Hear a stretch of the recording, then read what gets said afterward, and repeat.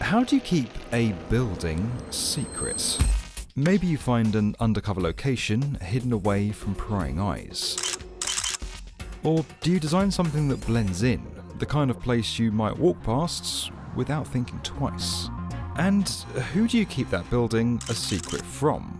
Can you even keep it a secret from the people who built it? And can you really keep anything under wraps when it's the home of this guy? The name's Bond. James Bond. The building behind me is not just the London office of the world's most famous secret agents. It's also the real-life headquarters of SIS, Britain's secret intelligence service, better known to the rest of the world by its nickname, MI6. The building is a secure, cutting-edge fortress, but its predecessors have often been the exact opposite. And the story of how the service ended up here says a lot about how it's evolved. This is how Britain built its spy headquarters.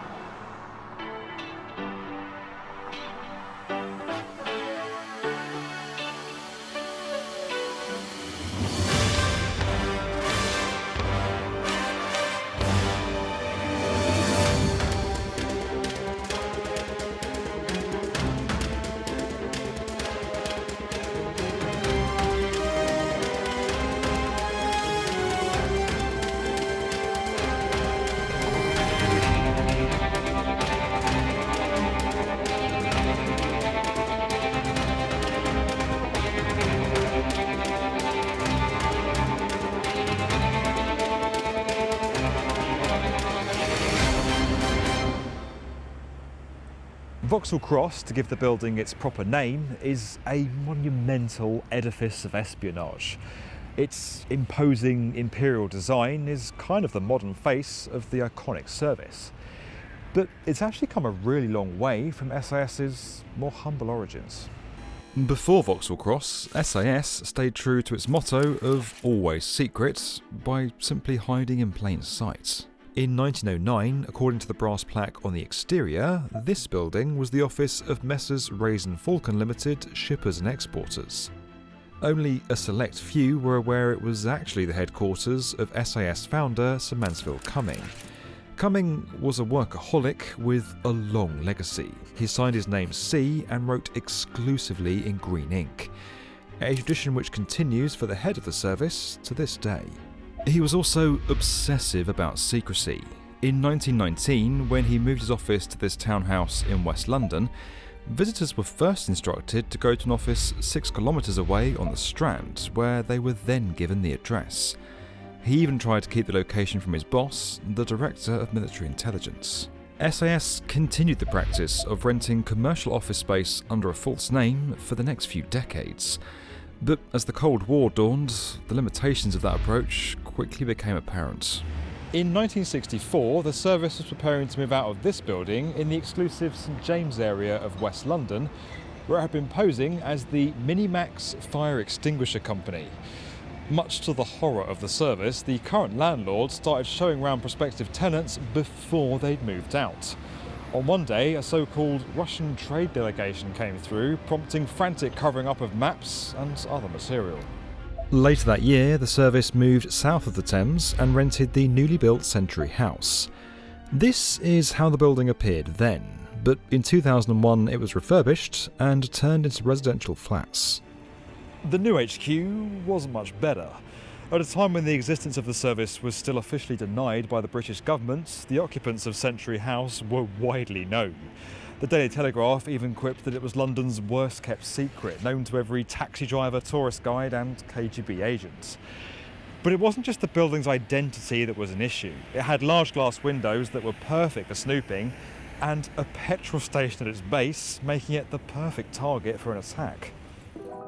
Now, before we go any further, if you want to be a top secret super spy, you'll need a good grasp of problem solving, and you're more likely to pick up a pencil than an exploding pen. Luckily, there's a fun and easy way to build your skills. The best part of all, it's free to start. If you need to decipher cryptic messages, you could check out today's sponsor Brilliant's new course, Thinking in Code. This gives you an easy step-by-step guide to designing computer code using visual cues. But it doesn't stop there. Brilliant has thousands of lessons which help break down complicated subjects, ranging from the fundamentals like calculus to something like data analysis, which could help you level up your career. To get started, try a free 30-day offer by visiting brilliant.org/the B1M, or by clicking the link in the description. The first 200 people to sign up will receive a 20% discount off their annual subscription.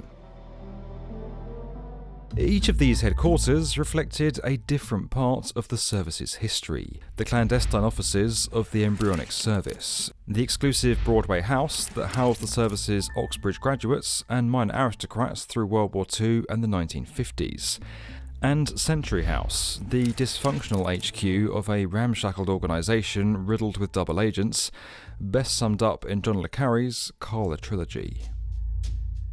By the 1980s, the building had become completely compromised. A 1985 report labelled Century House irredeemably insecure, and the hunt began for replacements. But where to go next? As the service looked for new premises, most options were ruled out because of the need to share the space with shops, restaurants, or private accommodation. Any location outside London was ruled out because of the distance from other government agencies. Then, out of the blue, a solution was put forward. In 1987, Regalian Properties plc approached the government, offering them the chance to acquire a proposed development on the south bank of the Thames. The government quickly agreed, but the intended occupants were kept top secret. I had no idea I was building MI6. I was told it was at government headquarters, and we guessed wrongly, very early on, that it was for the Department of the Environment. The building was finished and handed over, and I was watching television, and on the screen, the British have announced that this is the headquarters of MI6. But how do you keep a massive new spy headquarters secret from the people who are actually building it? Well, a National Audit Office report published back in 2000 shed some light on this. To avoid any future embarrassment with a landlord, the decision was quickly taken to buy the building outright for a price of £135 million. But even this nearly let the cat out of the bag. Government-funded projects are usually paid in instalments throughout construction, with each payment offering a chance for public scrutiny. Instead, the Treasury arranged for the payment to be made in full before construction started. The property developer Regalian would then design and construct the building to a standard office specification with the addition of some specialist equipment, such as emergency generators and a document lift. This was, remember, still the 1980s. Once the main construction phase was completed, a further £10 million was spent fitting out the building to required standards. The same project managers and construction teams were kept on to complete this, with SIS itself then coming in to complete the most secret tasks ahead of the building's opening in 1994.